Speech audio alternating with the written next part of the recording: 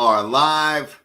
NBA Rundown time brought to you by RunPureSports.com, the best in sports gambling and daily fantasy information. But Tyler, today's not just a show. It's a celebration. What did you think of the game last night? I mean, it was good. It treated us well in the betting streets. We had the Denver plus 3.5. We took their money line.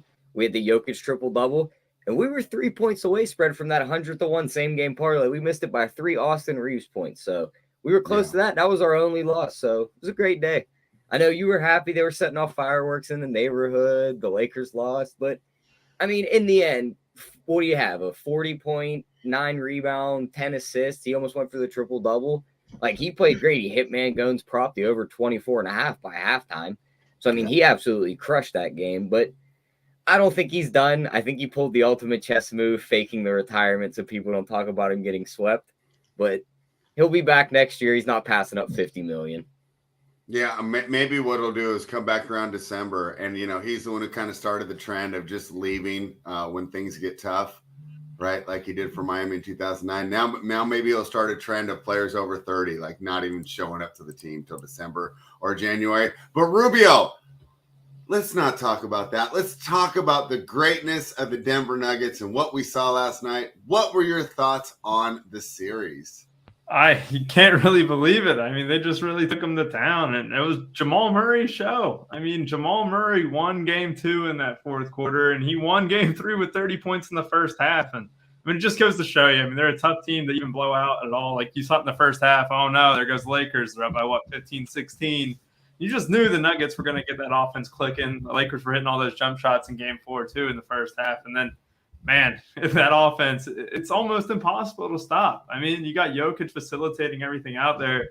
You know, in the first half, they didn't have a few threes go their way with MPJ and stuff. And, you know, they just eventually found a way. And it happens when you have the best basketball player in the world. That's what Jokic is. I mean, I'm cool with Embiid winning the MVP this year. You know, Jokic won it twice. But I think everyone sees it now. You know, you can't hate on Jokic at all for what he's done in the playoffs in the past or anything, even though his numbers were great. People wanted to blow that out of proportion. But now he's finally got an NBA Finals appearance, hopefully a title to go along with it. And it's just incredible to see. I mean, this Nuggets team is very complete. They've been the best team in the West all season. They fully deserve it. And the Lakers shouldn't hang their heads down at all, in my opinion. Like, the Nuggets, they were a buzzsaw. They finally got clicking. I mean, that Timberwolves series, they kind of had a little bit of a road bump, but this is just a bad matchup for them. I mean, it really was. AD was kind of completely neutralized. I mean, he's putting so much effort in on the defensive end, and that offensive end, it has to suffer. And even with LeBron going off like that, Nuggets team is just so good right now. And hopefully Jokic gets a ring so everyone can just stop talking about, oh, he's not a playoff performer. He's not this. I think everyone sees it now. I'm glad he did it on the national stage too. But just great to see the Nuggets. And no disrespect to the Lakers at all. I mean, that Nuggets team is really good. Yeah, I mean, I'll tell you what, I was worried when I saw LeBron looking like it was 2016 there in the first half. But one thing you take away, man, they're playing like pretty much perfect and they're only up by 8. Like they should be up by 20, right? They should be up by 20. All it takes is one little run, and that's what happened. Now, Travis, I know that you're busy bouncing around all the money that you've won here. You're getting into the proper investments. You know, it's been a great NBA playoffs for you and the rest of the Run Pure team. But what did you see last night, Mr. Mangone? And thank you for joining us today on short notice. Yeah, no, I did not win a lot of money over the past week spread. I don't think I've seen a W in a week, so it's been rough. You know, the Celtics aren't winning. The Lakers, I was obviously backing them, and I knew that series was going to be hard, right? I didn't see 4-0 coming. I think 4-0 was pretty shocking, at least to me. And of course, 4-0 Miami's pretty nuts. We'll get to that. But yeah, I mean, this Nuggets team is good. They weren't like a joke or anything like that.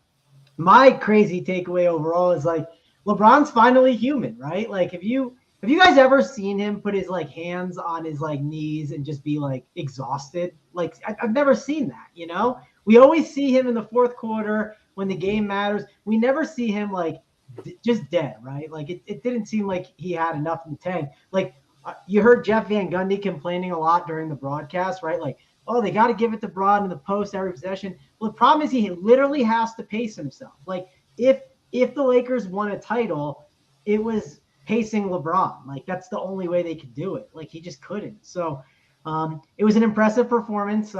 I don't know. Maybe the retirement thing was kind of calculated. I have no idea, but it wouldn't shock me if he didn't play next year and just took like a year off. But I'm sure I could see that too, man. Good. I could definitely see him taking the year off, recharge the body, and wait for Bronny to get there. I could also see him being like I'm sure he has. I think he's getting that foot surgery, or I would assume. So I bet he gets foot surgery. He's out for like the first like 2-3 months, and then like if the Lakers are the real deal, he comes back, right? But if they're not, he's like, I'll just take the rest of the year and like rehab it. I bet you that's kind of the way he goes about it. At least it makes sense to me. So, but I mean, Nuggets Heat will be fun. I want the Celtics, like deep down, I would like the Celtics to come back and do the reverse sweep. It's unlikely, very, very, very, very, very unlikely. But I also don't care because they don't have heart. So why should I care? It's like I hate when people are like, oh man, like I have buddies that are Jets fans and like they are diehards. Like they would go down with the ship for life. And it's like, dude, they don't care. Why should you care? Like I don't care if you don't. So Celtics don't care. I don't care. You can lose. It's gonna hurt my wallet because I had some of them to win the Eastern Conference Finals, but it is what it is. They're just not the better team. You just got to sometimes just take the L and move on. It's just they're not better. That they might have more talent, but you know, talent's great, but talent's not as good if it's not all aligned, right? Like talent can only get you so far. Like you could be super talented but have zero work ethic, right? And not saying they don't have work ethic, but there's a lot of ways where they look like the more talented team, but they're just not the better. They're not the better team. Interesting about the work ethic. I mean, obviously. Before we get into that matchup a little bit, it's bad. What I'm stating is talent is. It's clear the Celtics are the more talented team, Spread, but there's a lot of other dysfunctional things that are causing them to not be there. It's like I'm saying, Spread. If I told you you could have someone that works really hard on this show every single week, or have a super talented person that doesn't work hard, which would you rather? I'm gonna take the guy that works a little bit harder. That's just me. And I'm not saying that the guy that works hard is an absolute dunce, because if you work hard, you'll find ways to figure it out. I'm not saying the Celtics don't work hard. My point is the Celtics are the more talented team, but there is dysfunction within that organization, and that dysfunction cannot be overcome. It's just simple. I guess maybe just be, the writer and the English guy in me. I think I would tweak it. It's not work ethic, it's mental toughness. I think they work hard every day. I think they put in the hours, but as soon as they get down 15, they crumble. But I'm not saying it's work ethic. I'm not saying that. I'm just saying it's great to have the more talented team. But when talent isn't aligned in all I'm agreeing with you. I'm just saying, to me, it's mental toughness, because when Denver was down by 10 last night, I said, this team's going to fight back, right? They're not just going to pack it in and head in there. If Boston goes down 10 or 15 tonight, it's over. Hey, no, they don't have mental toughness. You're right. They don't have mental toughness. They're not that good of a. They're not aligned. You know what I mean? It's not an aligned unit. Like you just don't feel good about them closing games out. I mean, I said it a lot as throughout the playoffs. I think they're a really talented and good team, but I don't know. Glock likes to say Devin. Roster-wise, they have to be the best team last, right? What? Roster-wise, they have to be the best team left. It's them or Denver. I mean, Denver's a really good roster. I think Denver's a better built roster. They have just the better pieces in the places. Like Tatum's, of course, Tatum and Brown are the better. Boston has so much more depth, Tyler. Remember, you kept attacking Denver's depth. It's like if you did a fantasy draft, right? If we did a draft, like we're doing pickup hoops tonight, and like we're picking players, like.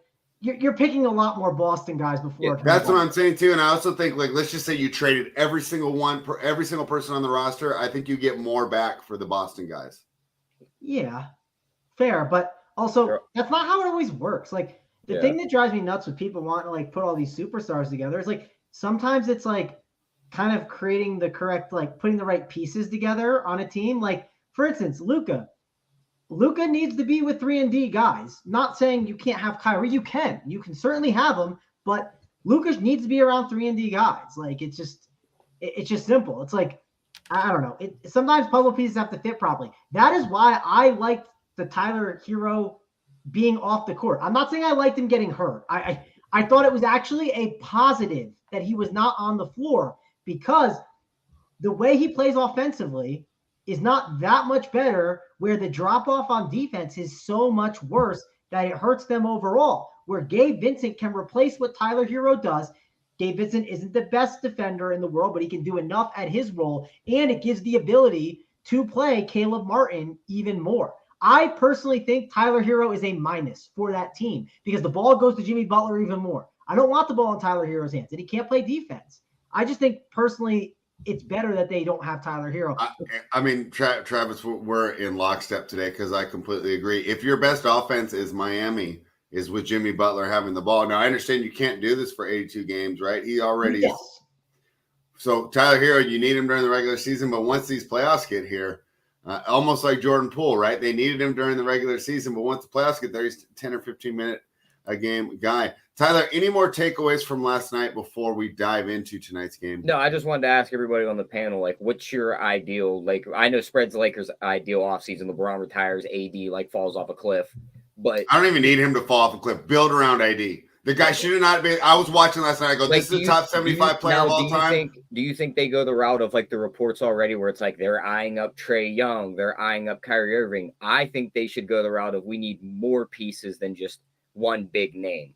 Like just bringing in Trae Young or Kyrie Irving doesn't help them, I don't think. That's why they'll probably not make it again next year. They're going to get a big player instead of all the like KCP was so big last night. I said it on the show yesterday. If you switch them on the teams, just a trade for nothing, right? Just KCP's on the Lakers and you just take them on the Nuggets. I think the Lakers might have won the series. Rubio, what do you want the Lakers to do in the offseason? Well, I think the first and foremost is basically LeBron. That foot surgery. We might sideline him until December at the bare minimum. I mean, that foot bothered him all year and stuff. And I know they survived without him that second half of the year, but this isn't like something where it's just so easy. And Reeves could command huge money. I mean, the Lakers, in reality, if they want to keep Reeves, they're going to be cap strapped a little bit. I don't think they're going to be able to keep him. You don't want him to keep Reeves, Mangone? Why not? I think he's one of those role players who actually matters. Like, how could you not keep him? How much is he worth? That's what he might cost too much. That's what I mean. He's going to get 4 years, $100 million probably. He might command 20 to 25 million. That's a lot. But you have to remember, a new max player, that Jaylen Brown's going to get like 53 to 55. So this is less than half of the max. I was very critical of the Knicks. I didn't think the Jalen Brunson contract at first was great. Jalen Brunson shut me up. If you can get a good player, and we've seen Reeves be able to fill up a box score, we've seen him be able to play both sides of the floor. Is $20 million good enough for a two-way player like that? In my opinion, it is. I'd rather have him than D'Angelo Russell. Well, yeah. Who's going to be around the same salary range? Awful. I mean, this is absolutely terrible. I mean, the fact that you were running out Dennis Schroeder, who I've been critical of all year. He showed up last night. I'll give him credit, but his shooting is absolutely terrible. And D-Russ's offense was terrible. You need a two-way player. You need a wing guy. And if you don't have that, especially with the way LeBron's trending up, you have AD who's getting on, he's over 30 now. He's also dinged up a little bit. You need at least good perimeter defending. And unless you can get it cheap with some of these guys, which I think they were kind of banking on. I think they were banking on maybe getting an MLE guy, like let's just say for the sake of it. I mean, I know KCP's on a cheap contract and stuff. They were banking on getting a 3-and-D guy in that position that never came. Those guys are becoming more a dime a dozen. And I think Reeves has the ability to be, third or fourth best player in a championship team. I mean, we were kind of close to that this year. I think he was the Lakers' third best player, but he's only trended up his whole career. I mean, even when he was in college, even when he was at Wichita State, to Oklahoma, to now the Los Angeles Lakers. I mean, he's always been trending up. I'm not saying he's a superstar, but I think he's worth $20 million. I think the Lakers need to keep him. I think he's better for them than what a Kyrie Irving could be. I really do. And I that might be the wrong take or anything, but I truly think that, he kind of filled in that glue role perfectly. Unless you can find, a good rookie, like on a cheap contract, I mean, you're going to be starving at this wing position, especially with the way, LeBron defended pretty well last night. I'll give him credit. But, man, he's going to be 40 here soon. I mean, that foot surgery could slow him down too. You never know. I think the perimeter defending, a two-way player, a young player is more important than a star power, Kyrie Irving or anything. Yeah, I don't trust him to make that decision, but we'll see what happens. Travis, you love this. I mean, this is right in your wheelhouse. It is. Fix the Lakers, Travis. So let's start with the Reeves could definitely be like, you could see him stay there, but my issue is I need to know what the price is. That's all. So I don't know what the price is. I think he could be a good long-term fit, but it depends on the price. Spread doesn't want. Do you want the conspiracy theory crazy out there one that's probably not going to happen? Of course you do. Okay. So we've talked about this a little bit, but Kyrie Irving, in an ideal world, if the Lakers get everything they want, right? Like we talked about the Houston Rockets. What would be their ideal world? To be getting Wembanyama, getting Harden, getting Jaylen Brown. Like that would be the nuts. The nuts scenario for the Lakers is they get an Andre Kirilenko type of deal spread. I bet you didn't expect me to drop that name on the show, but remember when he got that 2-year, $6.5 million contract and it looked like a steal in the past? Mhm. You signed Kyrie for one of those ridiculous vet minimum type things. He's not doing that. That's why he left Brooklyn. Well, you never know. He wants to play with LeBron, right? He wants to be in LA. You know what I mean? He wants $50 million a year. Well, if he wants $50 million, then he wants $50 million. Yeah, that's why I think he stays with Dallas. There's reports that Dallas and him have a handshake agreement on $200 million. Oh, really? Before the trade went through from Brooklyn. So. Oh, okay. I mean, I don't not doubt it, but that's like the crazy, like ridiculous scenario. But another fun what if, Travis, I tried to do yesterday. Spread wasn't having any of it. Okay. How much different is the NBA right now if the Nets hired Udoka midseason like they wanted to? I don't know. I said none because Kyrie was still going to leave. They were 18-2 on that little run, and he still asked out. So, I mean, if they were 20-0, he stays. I don't think it matters. I think the guy's in that. And I think his issue with Joe Tsai was the fact that he suspended him for that Amazon link. Wait, so I have the Lakers books up. So they D Russ is off the books, right? 31 million. So on those questions, though, it comes down to did they have bird rights on him? Yeah, I know, but Bird, you don't want to bring him back. I'm just saying, it just makes it so much different. You almost need him for the regular season. Check out Matty Ice's idea here. I mean, no, I wasn't even going to put that on the screen. I'm ignoring that. That would have to be a piece in the trade. You would need more around that, of course, but no. So I'm looking at the Mo Bamba deal. Is he guaranteed another? He is guaranteed another 10 million. That's great. 10 million for Mo Bamba? You don't want to spend 20 for Rubio. I thought he was going to be so good too, Rubio. I was Travis, that's one of those contracts. No, it's not fully guaranteed. It's in italices or whatever. So I was trying to figure that out. It's not. I can't say italics or whatever. I don't know. So that was not fully guaranteed. So the only people that are truly on the Lakers books are LeBron, Anthony Davis, Malik Beasley's in blue. That's a team option, so they could say goodbye.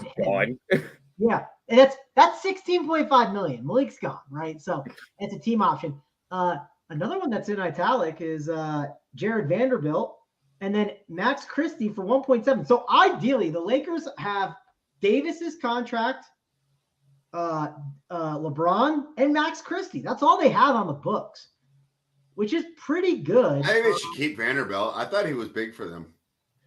So you can keep him for 4.6 million. That's not a bad deal. If you want to. 4.6, you have to. Yeah, he's available for that, so you can do that. I would re-sign Rui, I think. I think Rui, I think 100%. So I don't know what I have to sign for, but I'd re-sign him. Lonnie Walker, do we re-sign at 24 years old? He probably is cheap enough where I don't hate the re-sign to him. I say cheap enough, but check your options in free agency first because you might be able to upgrade. I would re-sign Dennis Schroeder if I'm paying him 1.8 million. 100%. And I don't think there's a market for him. This is the only team he works on. I agree. I don't think there's a huge market for him, so that's great. Now here's where it gets dicey. Austin Reeves obviously goes from 1.5 million to whatever it's going to be. You could argue he kind of replaces Malik Beasley's money. They're saying 4 years, $50 million is the market for Reeves right now. Only $12.5 million a year. That's what it's saying. 4 years, 50. I think he's going to get way more. One of these bottom dweller teams is going to roll in and be like, "Here's 80." Yeah, like the Magic, the Rockets. There's so many teams he would fit in on that have. Sorry, how much money does the cap go up this year? Does it go up a significant amount? No, there's not a lot of teams with space overall.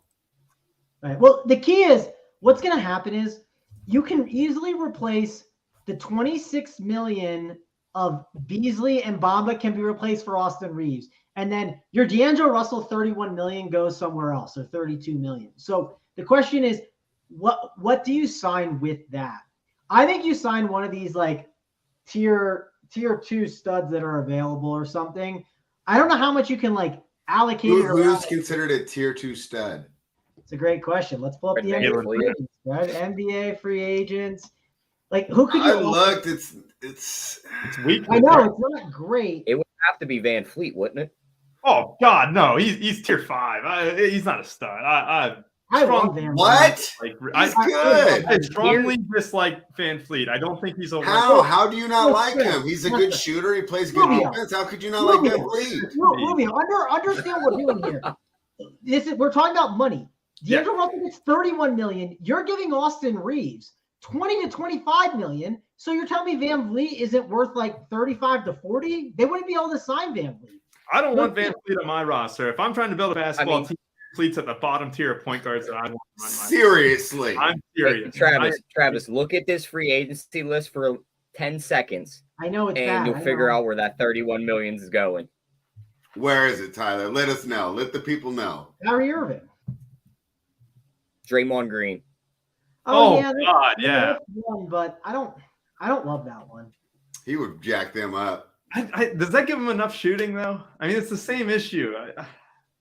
There If would he be some hit a flaws. shot, I mean, AD's jump shot went awry this year, and LeBron's jump shot is awful right now too. I mean, who the Lakers could use? The Lakers could use like Luke Kennard, or maybe Luke Kennard is a guy they could use. They would need like on that group, they would need like sharpshooter like guys. Like you could obviously play Luke Kennard with that kind of defense. You know what I mean? Like, not saying he's a starter, but he could play a lot. Who else could go there? I mean, it's rough. Kristaps, baby. Gary Trent. Kristaps going to Washington. He's already there. He's re-signing. There's no chance. Gary Trent. Gary Trent and Karis LeVert, like those two guys, is that worth it? No.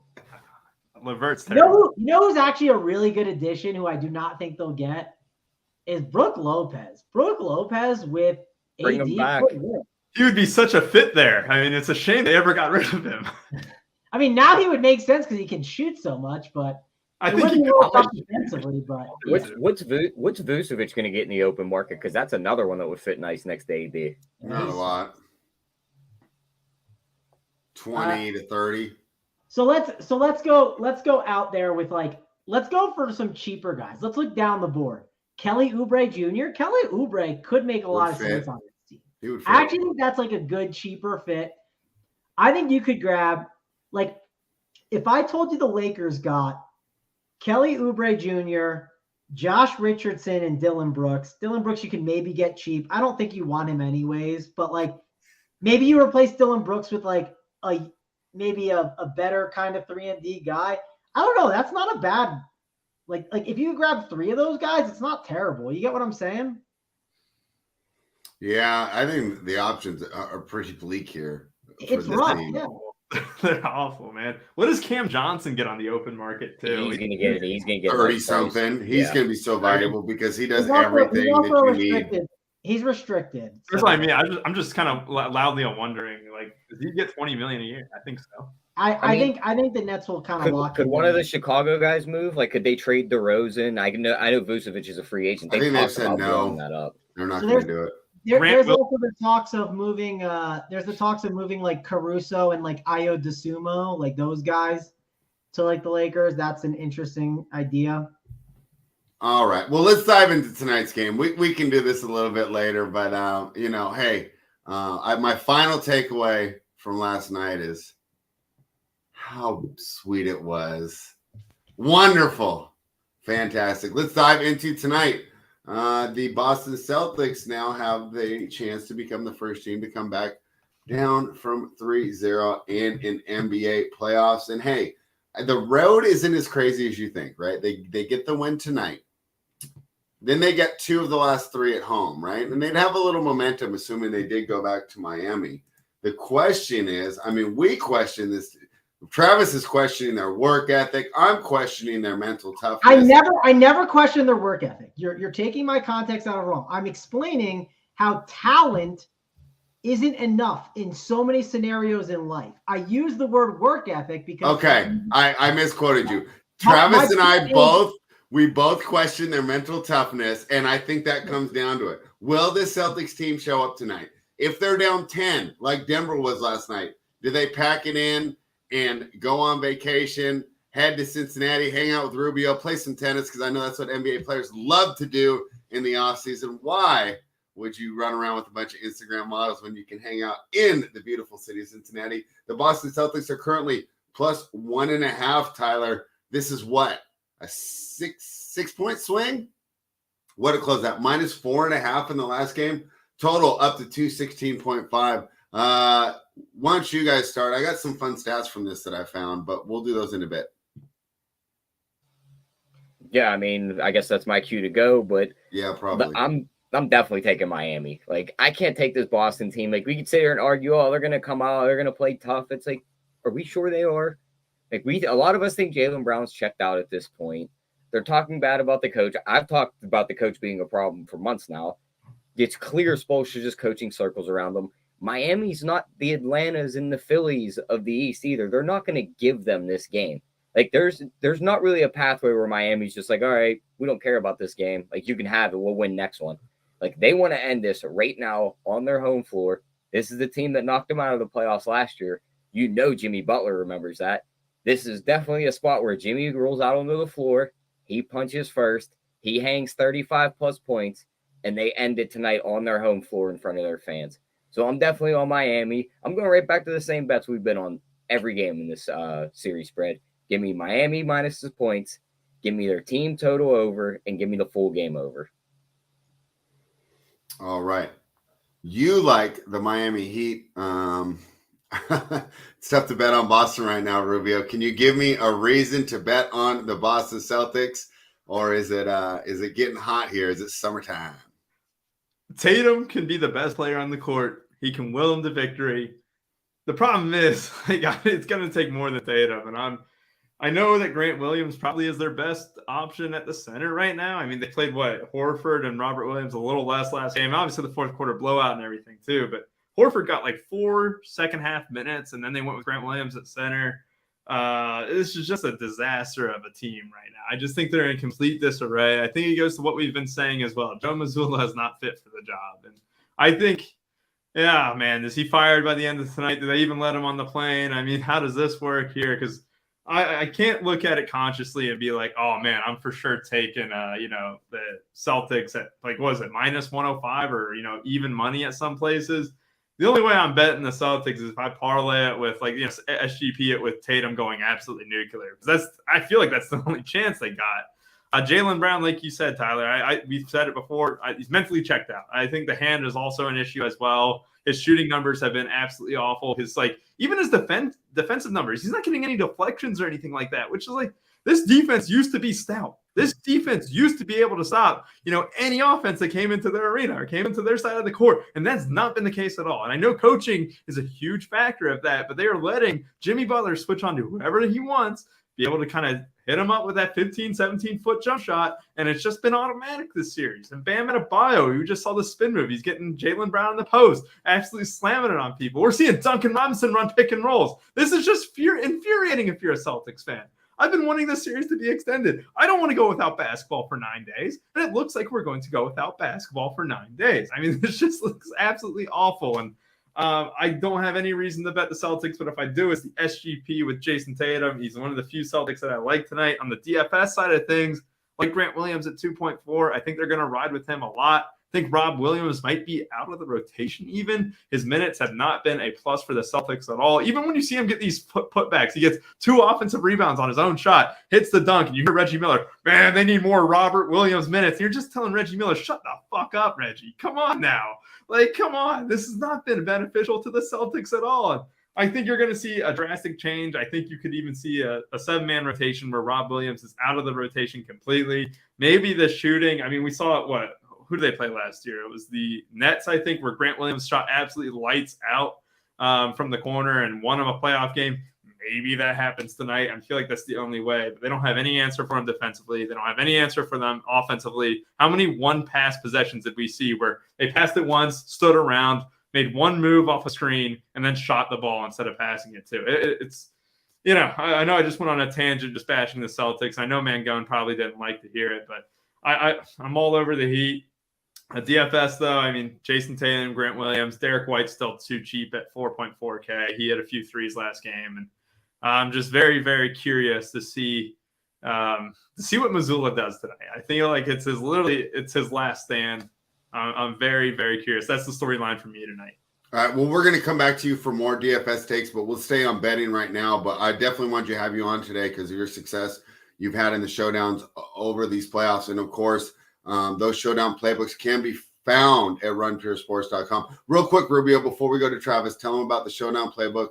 And maybe you can even give them a promo code, right? I know they don't like me. There's so many Lakers fans in the chat right now. They probably hate me for dancing on their graves. They probably want to use someone else's promo code and really stick it to me. So tell them about the showdown playbook you're creating. I mean, if they want a Lakers fan, they don't want to use mine. I've been just dancing on the graves as well. I wish the Nuggets would sweep these Lakers fans. They were awful on Twitter. I'm glad they're a bit quiet now, but I've been going over. You just ruined it. You could have had all these Lakers fans using Rubio 15, and you just threw the opportunity. They can use Rubio. Hey, you know what? They can go with the Celtics fan. They can sympathize with Mangone 15, but I prefer they use Tyler or spread 15 because you guys have been crushing the book as well for the betting side. But in the NBA Showdown playbook, I've been going over rotation adjustments. Last night, I thought Lonnie Walker would get a little bit more burn, but I definitely knew that I felt like Rui was going to get into the starting lineup. I felt like Schroeder was going to get into the starting lineup, and I feel like tonight we might see even a larger change, not just Eric Way, but it could be, could be something with Horford too. It could be Grant Williams stuff, but going over the rotation adjustments, kind of projecting minutes,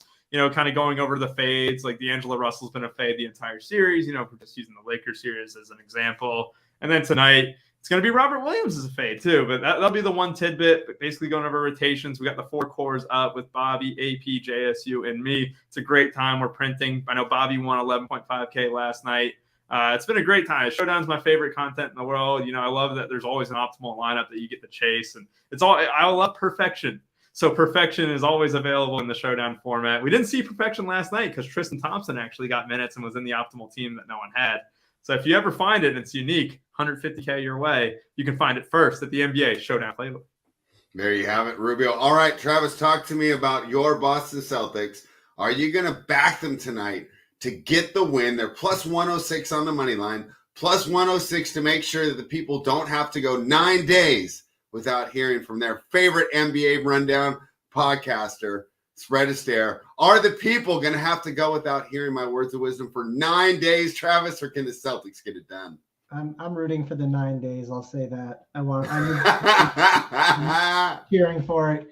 I mean, if the Celtics want to extend it to Game 7 and win, sure, but don't tease me. If you have no heart, just go out with no heart. I mean, I don't know. Spread, you expect me to come in and try to counter everything?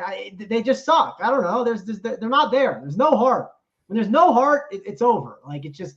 And I saw Jaylen Brown tweeted out, "Don't let us win one game tonight." I mean, where were you at? Where have you been all series? Where have you been when everyone's been saying Jaylen Brown's better than Tatum? Like, I'm looking at you, Tyler. You love Jaylen Brown more than Tatum. It's very hurtful. The dude hasn't shown up. Like, he's been terrible. And like, I expect him to not be great tonight too. Also, one thing to call out for Showdown wise, you expect the minutes to get pretty tight tonight for Boston, right? Like, this is likely like a Jason Tatum 44 to 48 minute game, right? You'd assume. We'll have to see what ends up happening. But Showdown wise, that's what I expect. I agree with Rubio. Probably Robert Williams probably becomes a fade. At the end of the day, you do have to play Robert Williams. You can't play him 0 minutes. Like you can't play Al Horford 40 and Grant Williams 8 at the 5 only, and then because they need to overlap some at the 4. Like it's not as easy as you think. He has to play some minutes, but the question is how many. If Robert Williams plays 20 minutes, yeah, they're in trouble. If he plays like 8 to 10, not the end of the world. But like, I don't know. I was kind of saying Big T was like, they need to get Robert Williams off the floor. Like Rubio, they can't play him 0 minutes. It's impossible. You know who he's going to play, Mangone. He's going to play your boy, Peyton Pritchard. Oh, God. You know he's throwing him out there at some point, especially if this game just like, even if it's slightly out of hand, Boston can't score for like 3 minutes. Get out there, boy. Go out there and shoot some threes. I don't think it's that hard to just match Robert Williams' minutes with Cody Zeller's. That's it. Done. That's simple. You can't just play Grant Williams 48 minutes and Al Horford 48, and you can't have them. Well, here's what I think. And put a guy at the 4. A ton of Tatum at the 4 tonight. I think you're absolutely going to see that. And I can see we saw Horford was the one who got the quick hook. I know it was a little. White even got a hook too because Jimmy Butler was targeting White on the defensive end. Every time they would switch the White onto the ball, and Jimmy Butler would just get an easy shot over him. But I think you're going to see a ton of Grant Williams at the 5 tonight. I think you see Horford get the remaining minutes. I would like to see Robert Williams out there when Bam's not out there too. I mean, I think that's the best of both worlds, but is Joe Mazzulla capable of doing that? I don't think the answer is yes. And that's sad. I mean, really. If you're telling me Grant Williams is going to play the 5 most of the night, it's a Bam game. Bam's going to absolutely nuke this team. You would have thought that last game, and Bam was very, very underwhelming. He didn't really have to do much last game, though. I mean, they punched him in the mouth, and it was like, oh, the shooters are just hitting everything. Like, I could just hang out. And when they're making every shot, there's no rebounds to go around either. We saw at the end of game 2, he went off. I think it was, 22, 17, and 9, and a lot of that was Grant Williams on the court, too. I know Grant Williams was more defending Jimmy Butler, but Tatum's got to step up and defend Jimmy. I mean, at the end of the day, you're supposed to be a two-way star. Step up and defend Jimmy. Well, that's the other thing. If you go small, it's like if Grant Williams has to guard Bam. If Tatum ends up on Bam, I don't think he can cover him. We've seen what he did to Jaylen Brown. He bumps him right out of the way and just dunks the ball. So I think if he gets into the aggressive Bam role where he's just looking for his bucket, he's going to crush tonight if they go small. It's why I think they have to do what you guys are saying. Like, you can't play Tatum and also if you want to come back and win all the way up to game 7, Tatum legit can't play 48 minutes every single night. Like, he'll die. He'll literally die in the process. Like, to be honest, I kind of think they have him checkmate. Like, I don't think I don't think there's anything they could do right now with anybody on that bench that changes anything. And Spoelstra is the best coach in the last. Popovich has been great too, but Spoelstra has been the best. I know people love to kind of hate. Oh man, he had Bosh, Wade, LeBron. He's proven it time and time again, man. Just since we're gonna have we won't have this panel back for a while, even if we get to a game 7. What's our thoughts on this finals matchup? Like, what do we think? Do we think the Nuggets should? Do we think this looks like the Heat Lakers, where it's like, oh, it was a nice run, but it's probably as far as they get, or we think the Heat can make some noise? Because I think Mike Malone's sticking his chest out a little bit too much, and they've kind of ran the same thing most of the playoffs. If Spoelstra finds something, it could get very dicey very quick. I think Aaron Gordon is just one of the ultimate team players in the world. And I think the fact that you saw him, I mean, LeBron got his in game 4. No one's denying that. But LeBron and AD, I mean, they had their struggles in the offensive end. And Aaron Gordon's one of the best defenders. And I would be very shocked to see Jimmy have his way that series. I would. And I almost tweeted out last time. I'm like, oh, I'm ready for this Jimmy Butler game 1 NBA Finals fade. Because this Nuggets team, I mean, they match up well. And this, when you talk about a really good roster construction, and this is the team. I mean, Jimmy Butler, unless he's switching on to Jamal Murray every time, he's not going to have any easy shots. And I know Jokic, but he makes all these non-easy shots all the time. Yeah, and right. he attacks the rim relentlessly, and we've seen Denver not be able to protect the rim at all. And we've seen him get into foul trouble as well. I'll say this. Bam's the one who's going to be in foul trouble quite a bit. I'm worried about Bam because he hasn't had any foul trouble all postseason except for one game against Milwaukee. If Denver wins it, it's going to be Jokic just absolutely pounding this team to the ground. It's going to be like, wow, this dude averaged like a 35-point triple-double in the finals. Because Jimmy's going to Murray to shut all that down. And it's just going to the guys are going to stay home on the shooters. They're not going to double. They're going to force him to beat them. And that's going to be interesting is the non-doubling, because I'm actually a big fan of non-doubling. And I know we love the shit on the Lakers stuff. Oh, man, we saw Tristan Thompson get out in the court. Tristan Thompson actually played pretty damn good. The Lakers were actually a positive with him on the floor, which I know you hate to see it. They were also a positive on the floor with D'Angelo Russell last night. Let's also mention it. Yeah, I know. Small sample size. It was surprising to see when the Lakers singled up Jokic. Jokic tried to play hero ball 2 or 3 possessions, and it didn't work. If Bam can hold his own at all, maybe, but Bam's a lot lighter than Tristan Thompson, of course. I know. I hate that you say Tristan Thompson is just a pure example, but I mean, it just goes to show that I think singling up Jokic, letting him beat you down on the post is the way, personally, because you take away the passing a little bit. But that's what you have to do. You have to limit something in his game. It's like just let him go one way the entire way. And the Suns did that for the one game where he scored, 50? They kind of just said, hey, let you do you, and they won, and then they kind of went away from that a little bit. It was kind of surprising. We're mentioning the Suns. Should point out they actually beat the Nuggets in 2 games, right? They may be a little closer to the championship than the Los Angeles Lakers. But before we get into Nuggets Heat, the Heat do have to win tonight. I have some stats for teams with a 3-0 lead. Now, we know with the 2-0 lead, teams are only 44% against the spread, right? And that's why we lost a lot of money on I bet more than usual. So I lost a lot of money on Saturday, Tyler. We dropped 2 units on the playbook. playing that trend. But here we go now with the 3-0 lead straight up. And this is since like 2003, 44-21. So straight up with a 3-0 lead. ATS 37-25 with 3 pushes. That's 59.6%. And I don't know whether these are against the openers or the closers. That's where these trends get kind of funky. 32-31 to the over. So not, because that's only 50.8%, not enough to say, hey, this would give you an edge if you did believe in that trend. Now, one thing about these, though, a lot of these 3-0 leads are in the first 2 rounds, right? So in the championship rounds, the teams are actually 4-3 straight up, 4-3 against the spread if you sort out the first 2 rounds. I thought that was pretty interesting there.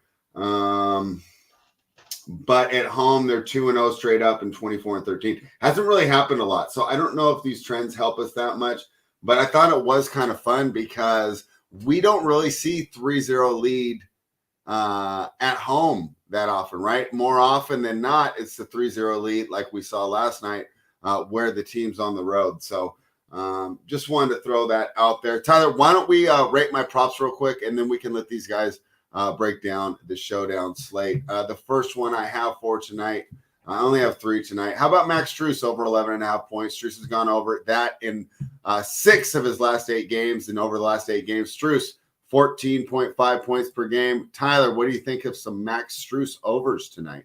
Yeah, I don't mind a Max Strus over there. I mean, he can hit the threes. It all depends on Duncan Robinson, because if he comes in and he hits his shots, he takes minutes away from Max Strus. So that's the only thing that I think could screw you there, Spread, is if you watch Duncan Robinson come in, runs off a couple screens, hits some threes, drives to the rim, because he's been getting to the rim at ease against this Boston team, which I can't believe that. That's got to be the most frustrating thing of all, is watching him get to the rim as a Boston fan. But yeah, I do love that prop. That's the only guy you got to worry about in my eyes. So love that over. All right, Rubio, Strus, you want to jump in with me there? Throw a little money on him, maybe make a same game parlay. Yeah, I absolutely would, because I also think, even just a little minor caveat, the Kevin Love injury, which is 16 minutes, kind of gone. If he doesn't play tonight, I know it benefits Caleb Martin the most, but Strus also plays a little bit of that small ball, kind of like stretch a little 4 at times. So I think his minutes would be even more safe, but you're right. Like, depends if Duncan Robinson's cooking, because it does take away from Strus. That's one of the groups I do in the Showdown slate as well. Isn't it so funny? He couldn't even find the court during the regular season. It's weird how some of these players, are so effective during the regular season. Like D'Angelo Russell for the Lakers was fantastic during the regular season. Big part of the reason they were able to make that playoff push. And then he's worthless during the playoffs. Robinson can't find the floor during the regular season, and this wasn't even a good regular season team. And now all of a sudden, huge contributions. Travis, you want to join me with some Max Strus props? It's fine, but I'm not in love with it. I don't hate it. I'll be honest, I was kind of scraping the bottom of the barrel to find these today. I had to go real niche because I feel the big players are priced properly. Yeah, I'm going through a bunch of them now and seeing not a lot popped out when I kind of looked a little bit. And some of the ones that pop out are like kind of heavily juiced, and some of the unders I didn't mind on Celtics were like these guys that might play more minutes that I'm not I'm not sure if they're going to go 48, right? So that's kind of one of the interesting dynamics that plays into it. One that has been pretty good is the Jaylen Brown under on assists. I'm writing that one down right now. I might do that. That one's okay. But again, he's one of those guys if he plays an extra 5 more minutes and falls into one extra assist that he shouldn't, so I don't hate that one. The prop that I like the most right now is Robert Williams under on points at 6 point. It's under at 7.5. It's heavier juice than I want. It's minus 135, but I don't know. The Braun one I bet last night was minus 135, and that thing smashed. So I don't know. I think that could be a pretty good one. I'm still going through them a little bit here, but I do think the Jaylen Brown under on assists is not bad. So that's one that I'll definitely be targeting, I think, as well. But those are kind of the two mainly right now. I know Bam Adebayo's overs have looked good every single day. I don't know if I can get there today, but I know that's one that looks good on his points at 17.5. But I'm going to go through them one more time when I get off the show to make sure I didn't miss anything. But those are the two that I'm looking at. Max Strus, I understand what you're saying with him. And obviously if Kevin Love is out, right, that could help Max Strus somehow if you have Caleb Martin go down to the 4, and then Struss plays at the 3 a little bit more because of that. But I'll say this, it's more of a Caleb Martin series than it is like some of these other guys. Right, but to my point, we already played Caleb Martin. I gave those out. Actually, that was my best bet 2 games ago. But the price has gone up like close to 5 points. Agreed. But what I'm saying is because it's more of a Caleb Martin series, it hurts Max Struss, right? Okay, I understand your point. Yeah, I'm just saying this is why it was tough for me. You know, it feels like they inflated all the guys that we've been using so far. I'll just give out my last 2 right away because we're already 45 minutes in, and I do want your showdown thought. I'm doing Smart over 3.5 rebounds. He's gone over 3.58 of his last 10 games. Over that 8-game span, he's averaging 4.9 rebounds per game. Finally, Al Horford over 5.5 rebounds. I just was going off stats here. I'm not a lot of game theory here, but Horford has gone over 5.5 in 10 of his last 13 games, and in those 13 games, he's averaged 7.2 rebounds per game. Some of that game theory can make you like Horford a little less, so I know that you guys think that he might get the bench tonight. So I like the Smart one 10 times more than I like the Horford one, but I just had to throw that out there because if you're running the stats, looks like we have an edge on Horford. Watching the games, maybe not so sure. Rubio, give us a little help here, building some showdown lineups tonight. Pull up your playbook. Maybe just give us one guy that you like at captain, and then we can talk about maybe how to build around him. Yeah, I think there's 2 routes you can go. I've been looking at them both, and both of these have a Celtics captain. I think these are my 2 favorite teams so far, and as if you're expecting the Celtics to be competitive, like I think they do, and it kind of goes hand in hand with what I said. If Tatum goes off, the Celtics have a chance. Tatum captain or White captain. I think Derek White's price 4.4K. Assuming he should start again as well. You can make some really nasty builds here with either both Heat studs, or you can go with a little bit of the lower tier as well. You can mix it in. But those are my 2 favorite captains right now. Jimmy Butler has been a guy it's been really hard to project. It's been kind of like Jamal Murray, where I know Jamal Murray didn't go off last night, but you're very hesitant to put Jimmy above 50. And I know people say, oh, man, look what he's doing. But then all of a sudden you see a bunch of games in the low 40s, high 30s and stuff. But basically, it's Tatum and White at captain for me tonight, and maybe even a little bit of Grant Williams. I haven't ran my numbers just yet, but it's been a little bit of fun. I'm hoping to get a little funky tonight, with my projections a little bit. All right, that should be a lot of fun. Travis, one thing that worried me about his breakdown was he said if the Celtics keep this close, I'm really worried about this team packing it in, right? I mean, I misquoted you work ethic about 5 or 6 times, but we've agreed that this team has no mental toughness. And if they get down 15, man, I just don't see the comeback in them. I feel like they have to get out to a 10-point lead and play with the lead for this to be competitive. What are your thoughts when you're building a showdown lineup tonight? Yeah, so every time I've played Showdown, it's like every single time Jason Tatum is like the captain it's pounded on all my teams. It's always Jason Tatum. Like every single time I run it, if I don't even touch anything, it's like you're getting 50% or plus Jason Tatum captain. And like Jason Tatum captain, it hasn't been the worst thing. If he's gonna play, if it's gonna be a competitive game, he's gonna play a lot. Like he's probably gonna have a good chance at being that captain. The question is, how do all those other studs do? Because if all those other studs do well, and like Rubio said, a Derek White can get you 30 or so, like then it's going to add in all those other guys in the flex spot, and it's going to be like the winner, right? Like it's kind of like when Big T had that team that had KCP at captain. I do think there's routes where there are these cheaper captains that can work. So let's look at the exact salaries of all these guys. So like Gabe Vincent captain won the last time, and like it wasn't duped, which was crazy. That was an awesome team. The Gabe Vincent captain, you have to have a guy that has the ability in this range to have that upside. Like Derek White has that ability, right? At that 4.4K price tag.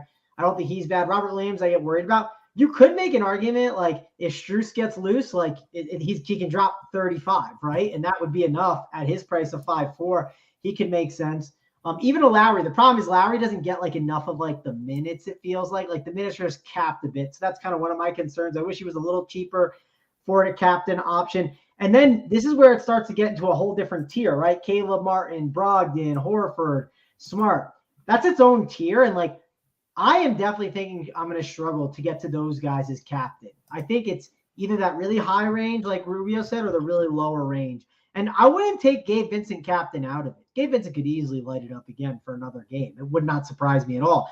The guy has shown to be a streaky shooter. He's also shown when he makes his first 4 out of his 6 shots, he's going to keep firing. It's just simple. And then he also can do the other way. He can play himself off the court a bit and they go to some other guys. We know the range of outcomes is wide with him. So I wouldn't completely ignore Gabe Vincent in that range. I would ignore Duncan Robinson and Grant Williams, those other guys as captains. I don't think they're – maybe Grant Williams is a little different just because of the minutes he could get. Peep that 2.4K price tag. Put it at the cap. Yeah. There's some weird builds. I mean, I'll be honest. When I was fiddling around with that Lakers Nuggets series, there was times where you had even Tristan Thompson, even when he was getting a 0, was that captain, even amongst the 30 best teams that you build and stuff. So you can – Grant Williams, if he got 20 DK tonight, I'd be like, oh, damn, you can get Bam, Tatum, with Jimmy Butler and whoever. It's pretty nice combos. Yeah, I don't think the Grant Williams idea is terrible. One thing I would consider sometimes on the Grant Williams ideas, if you want, last night I had a LeBron James captain that was a 1v1 off the shipper, right? Bobby had Aaron Gordon and I had Michael Porter Jr. So one thing you could do, these teams that go Grant Williams typically are and I know that Gabe Vincent team was it was by itself and no one had it. It was really weird. But Grant Williams captains are likely going to have Tatum, Butler. There's not, if you plug in Grant Williams at captain and then you put in Tatum, you put in Butler, there's just not a lot of combinations after that if you zero out the salary. So one idea you could go with is you could, instead of going Caleb Martin, you could go Max Struss and leave the $1,000 and that might make you different from being on this chop that's winning 5,000 to winning 16,000. It could. It's something to think about if you're hand building and stuff. And if you have a stronger lean on Martin over, Struss, just do it, right? But it's just an idea that I wouldn't totally not think about. So I'm sure it's something Bobby thought about. I know he hand built his teams yesterday instead of using the optimizer. So I'm sure that's one reason why. And he even said it's crazy, Rubio. He hand built those teams. That was his only LeBron captain. Yeah, I was it pissed me off that it wasn't an optimal lineup that shipped last night. You saw that you're I agree. Tristan Thompson over Jeff Green. Not that was feasible, really. True, but my team technically was. I mean, if I told you Michael Porter Jr. or Aaron Gordon, every single time you take Michael Porter Jr. The difference in the chop though is interesting. So is it worth that gap? My chop was $2,600. His was $11,600. Is the, I guess it's it's a 4 or 5x difference, right? Probably more of a 5x difference. So basically your bet there was, without knowing, your bet was Aaron Gordon can outperform Michael Porter Jr. 5 times the amount that he can perform, if that makes sense. So I don't know, those are things to think about for sure. And you'll kick yourself, obviously, if you go the other way. If I took Aaron Gordon and the Michael Porter Jr. was the right, I'd kick myself. You know what I mean? I was never playing Aaron Gordon. I lowered his projection. I didn't get a lot of him, and I don't think I got any. So I didn't X him from the pool, but I just had Michael Porter Jr. projected more, and I didn't play 150 teams. I played 20 teams like I have been, and that's just why I got that team. All right. Anything else from building your lineups tonight? Any other tidbits you want to give the people before we give them some best bets? Yeah. Playing Pritchard at all? Oh, sorry. I'm sorry, Rubio. I was you guys playing Pritchard at all at 1K to stuff some of the main guys in? Oh, no, I'm not. I'd be shocked if I saw Pritchard roll out there. I'd be like, wow, my Jason Tatum teams are dead because I don't think the Celtics have any chance. I'm a Pritchard. I don't think you're gonna I don't think you're gonna get the Peyton Pritchard is Joe Mazzulla gonna throw the white flag in that early again? That's my other concern. But he's played him not even throwing the white flag in though. Could we just see him at some point where they're we need to spark the offense? Just throw him out there. It was a disaster game. I have that as an out. I don't think I have the out of the white flag, which sucks. I don't know. What do you think, Rubio? I don't know. The reason why White was taken off the court a little early in the second half is because he was getting abused defensively by Jimmy Butler. If Pritchard's out there, it's going to be emphasized even more. And Pritchard played 11 minutes in game 1 or 12 minutes in game 1, and he had 0-0-0. He had the quintuple goose egg. I would be very, very shocked, and I think Joe Mazzulla would be saying, "Cancun, here I come," if he did that. You roll 7 players, or you roll 8 players with problems getting 9 or 10 minutes tonight. That's how I feel it is tonight. So let's calculate the minutes quickly. So Tatum 44 to 48, Brown 42 to 48, right? Less Brown minutes is the answer, but I see 42, 44. Yeah, Rubio, who are you playing on this team? Are you signing players to come play for us? Like, what's your 5 tonight? Someone who's not shooting 12% this series. I mean, that would be nice. Yeah, but he's your guy. You got to just ride with him. Rubio, He doesn't want to be a Celtic. I don't understand. You've literally benched almost all of them. Tyler, am I crazy? He's benching every single player. He's benching everyone, and he doesn't want to play Pritchard. I mean, what are we playing, Gallinari? Tell me your 5. You're closing the game. Who's the 5? Hey, I'm saying in a perfect world, Mangone, it's not going to happen. In a perfect world, you can't even do it. His 5 to close the game, Mangone. Luke Cornett. I can't take Jaylen Brown off the court. You go down with Jaylen Brown. He's getting over 40 tonight. Brogdon, Smart, White, Tatum, Grant Williams. That's the answer. The triple guard lineup. That's terrible. It's better than Jaylen Brown right now. You're going to get cut. He's not playing that bad. Oh, he's playing that bad. Come on. All right, man. Bad, but you don't. The only way you bench him is if he's like 2 for like 15. Like then you're like, okay, like it's just not it. I don't know. All right, his ceiling is so much higher than any other options. And if you're going to come back, you got to get back to that team that led the NBA in net rating during the regular season. And he was a key part of that. I mean, you can't go away from your identity now. I think that Jaylen Brown's going to be in there. Everybody knows. Jaylen Brown's playing. All right. Travis, honest opinion, do you think they quit the moment Miami goes on a decent run tonight? Yes, I do. Kind of. I know you didn't. I wanted the honest take there. I didn't want no, they're not going to quit. They're going to rally back. No, Travis has been pretty defeated, man. Yeah, he's giving up. I just know it's over. I will say, I'm seeing Vincent in the chat a couple times saying easy fade, blah, blah, blah. He had 30 minutes in game 1 and 40 minutes in game 2. Game 2, he shot like shit, and he stayed in the game. I know Lowry played bad that game. If you're giving me a 5K point guard who's getting 36 minutes right now, and I don't think it's really that much of a Lowry series, they like Vincent in this series. There's a lot of double point guard, double guard lineups that the Celtics are throwing out. I don't think Vincent's an easy fade at all. He's going to be one of the And coming off like a game like that, God forbid he goes 0 for 12 tonight. And he could 20 every time he shoots those 12 shots, they're going to respect the hell out of him when he shoots them. There's going to be a defender there. He's going to space the floor. He's going to be out there. He can't. You know another thing about Vincent though, like for instance, if they're up like late in the game and like the Celtics haven't like quit yet, but like it's like kind of like the white flags out, like he's closing. They don't have a point guard. Like they're not going to bring Haywood Highsmith in to dribble the ball. Like it's just the truth. Well, that's why that build last game was so perfect. And though Lowry was the one who ended up getting the blowout minutes a little bit, Vincent still played a significant portion of that fourth quarter. And I predicted it in game 2. I thought the Celtics would blow out the Heat. Boy, was I wrong. But you see these blowout builds that Duncan Robinson makes sense in blowout teams. That team was perfectly constructed for a Heat blowout. And that's what was like, damn, 150K, you lap the field by 10 points. Those are the type of teams that can blowout game 3 is way different than blowout game 4, though. Oh, God. It is different. I agree. You get potentially 9 days off. There's no reason to mess around. Yep. I think that – and Missoula might be pissed anyways. Like, man, you guys lost me my job. Stay out there and suffer. Right, Jason Tatum, right, Jaylen Brown. You'll watch them guys check themselves out of the game spread. By the way, Brian has gone on to exactly where I wanted to go to. This is the type of content I'm here for. Heat should troll the Celtics and start Haslam at PG. So imagine the starting lineup comes out tonight, and it's Jimmy Butler when he played with the Timberwolves, and he's playing with these guys. He goes, "Yeah, we're gonna start Haslam, Highsmith, like Vincent." Zeller. It would be like Tyler Hero's out there with a broken hand. It would literally just make me laugh. Like it would. I mean, again, I'm a fan of them, but it's just like spread. You think MPJ's got a better jump shot than Duncan Robinson? Yes. You know, one guy gets paid $50 million just to strictly shoot the ball and do nothing else. I didn't say who gets paid more to do it. I said whose jump shot's better. Michael Porter Jr.'s is better. I don't think it is. You guys jump in. Who would you? So I don't disagree with Tyler. I think Duncan Robinson's a really great shooter, but Michael Porter Jr. does a ton of other things way better than Duncan Robinson. It's just better shot, Travis. Shot. It's literally just better shot. It's Duncan Robinson. But then you're bringing in the money part, and it's like, well, if you bring in the money part, Tyler, like no one's paying Duncan Robinson $30 million. Yes, they are. He's getting 5-year $90 million right now.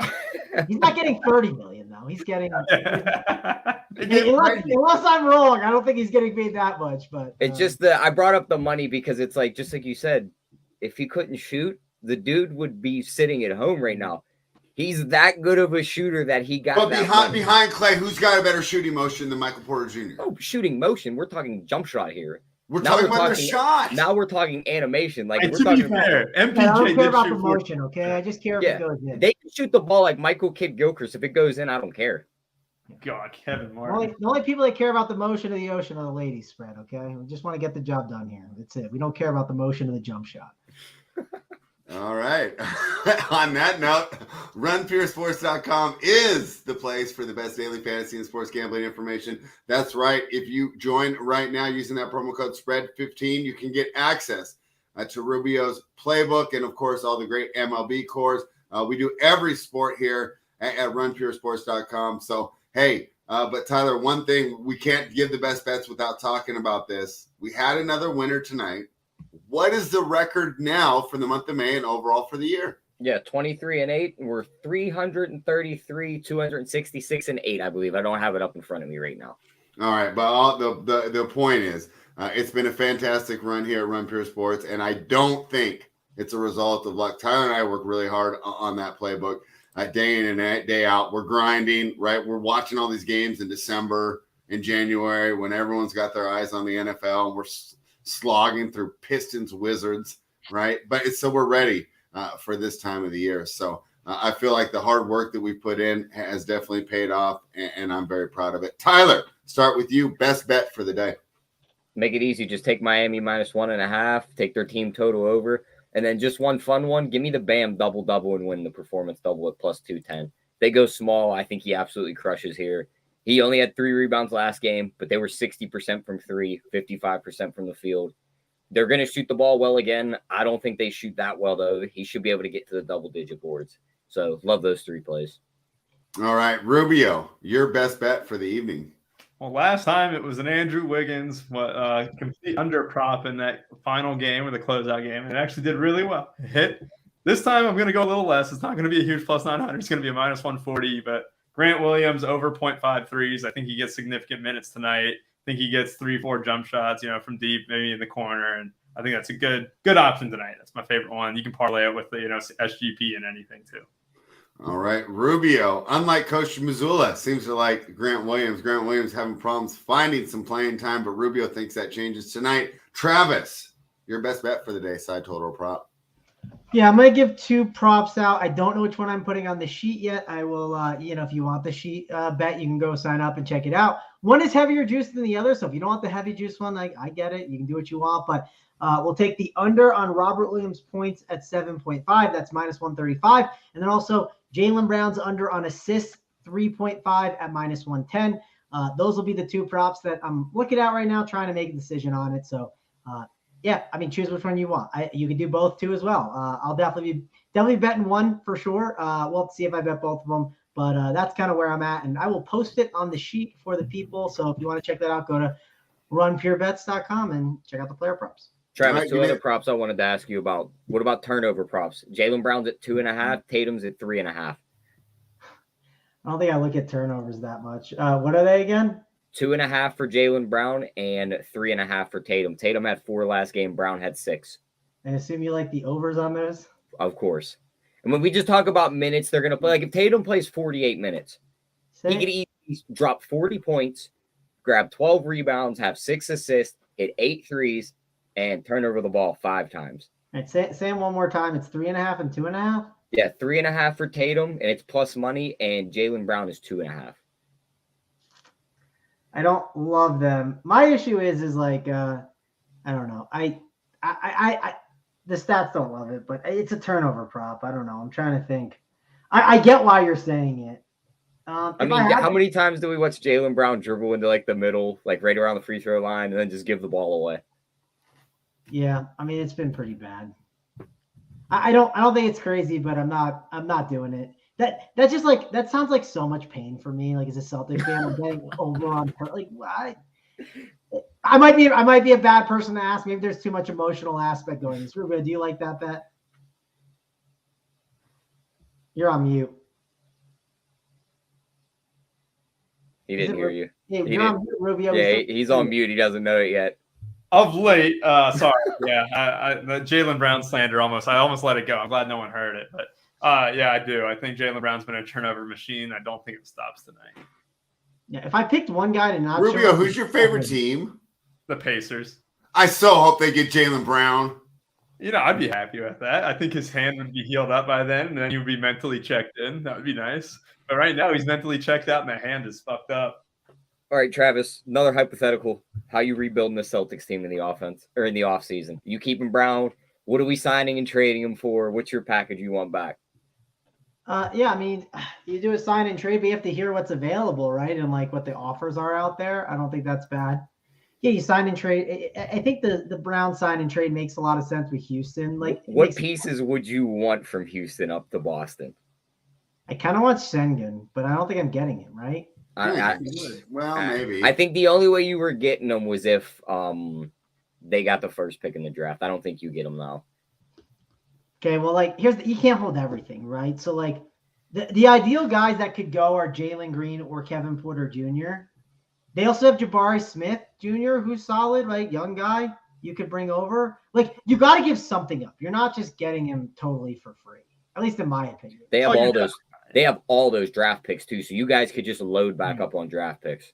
Which I don't hate either. I think that's not a bad way to go about it too. You've been in the conference finals for like 3 years in a row. You can't retool the team. They've retooled the team on the fly though multiple times. Good point. They went and they might drop out of the conference finals and lose in the second round, and then in 3 years they'll be right back up there. Even if they don't have Jaylen Brown, they're going to be competitive next year. Yeah, they still have Tatum. Like they'll be fine.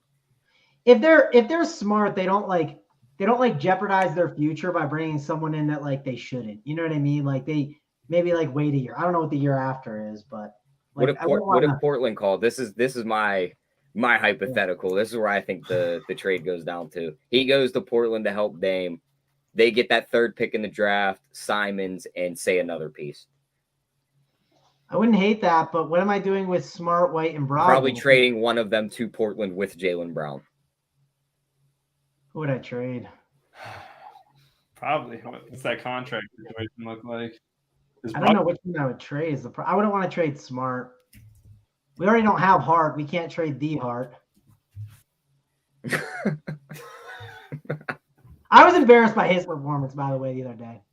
I expect him to bounce back and actually like care. That's the only guy I expect to. Maybe Tatum, maybe. Yeah, I was thinking that too, like for DFS purposes, like if this does start to get out of hand, which Celtics still care? It's like Tatum, Smart. Tatum and Smart are the only and it's like ones. you look around, it's like we're in like the 2Ks to the 1Ks now, and these guys got to touch the floor. So Big Al's been around the block enough. He's like exhausted. He's like, checked out. The McDonald's lady, like hands on the knees, exhausted, like just old. Like I get it.